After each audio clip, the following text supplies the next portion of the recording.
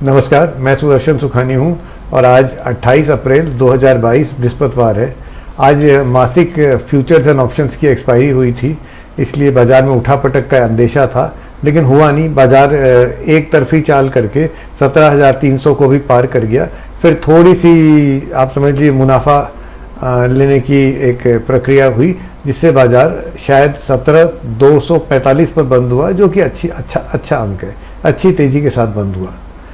अब हम ये बात पहले कर चुके हैं कि मार्केट है ना, निफ्टी एक दायरे में है। आप समझिए 17,300 उसका रेजिस्टेंस है और 16,900 उसका सपोर्ट है।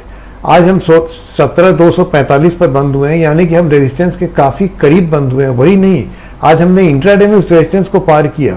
ये सच है कि बाद में हम नीचे आ गए, पर कम से कम एक चेष्टा तो हुई उसको धक्का देके पार करने की। तो ये हमको बाजार एक बात बता रहा है कि शायद खरीदने वालों का पलड़ा अब थोड़ा भारी होता जा रहा है। उन्होंने 16,900 से मार्केट को काफ़ी ऊपर ले लिया और अब वो 17,300 को तोड़ने के लिए भी तैयार है।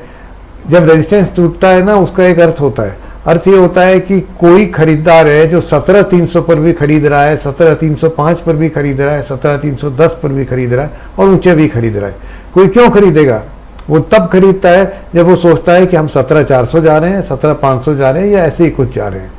तो ब्रेकआउट का अर्थ होता है कि खरीदार ऊंचे दाम देने को तैयार है, क्योंकि वो सोच रहे हैं कि हम और ऊपर जा रहे हैं। अगर वो नहीं तैयार होते तो डिप्स के लिए वेट करते कि मंदी आएगी तब खरीदेंगे, तब वो सपोर्ट की बात होती।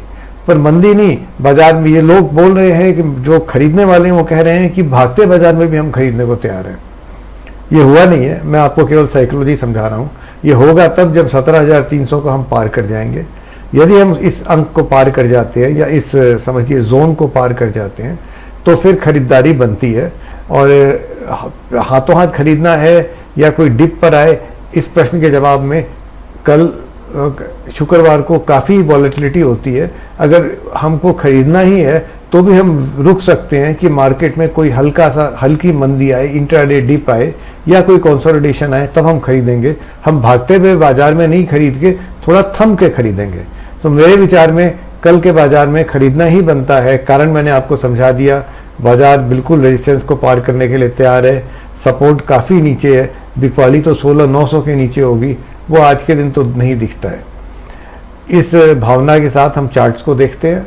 आइए, यह निफ्टी का डेली चार्ट है।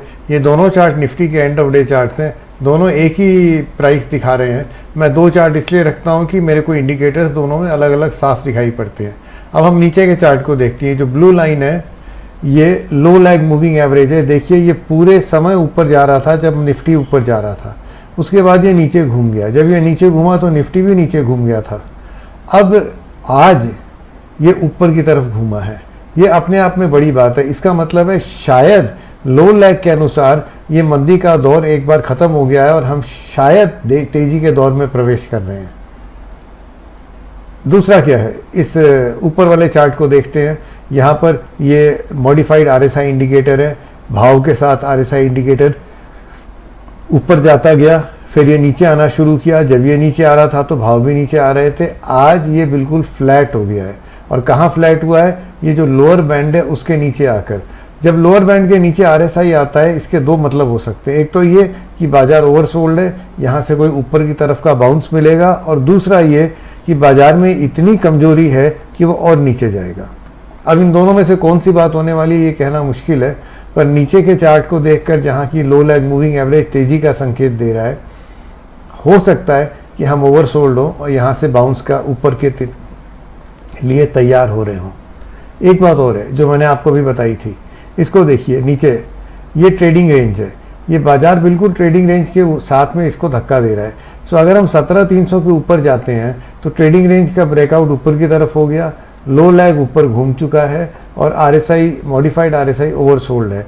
कुल मिलाकर माहौल बन सकता है खरीदने का अगर 17,300 के ऊपर हम चले जाते हैं तो। फिर देखिए बाजार है, कुछ भी कर सकता है, हमको ट्रैप भी कर सकता है। ये सब कहना बहुत मुश्किल है। फिर भी कल के लिए सिर्फ खरीदारी का ही एक मन बना के चल रहा हूँ मैं। इस वीडियो को देखने के लिए बहुत बहुत धन्यवाद, आभार आपका। इसको लाइक कीजिए, शेयर कीजिए, सब्सक्राइब कीजिए और कृपया बेल आइकन ज़रूर प्रेस कीजिएगा। कल फिर मिलेंगे। जय हिंद।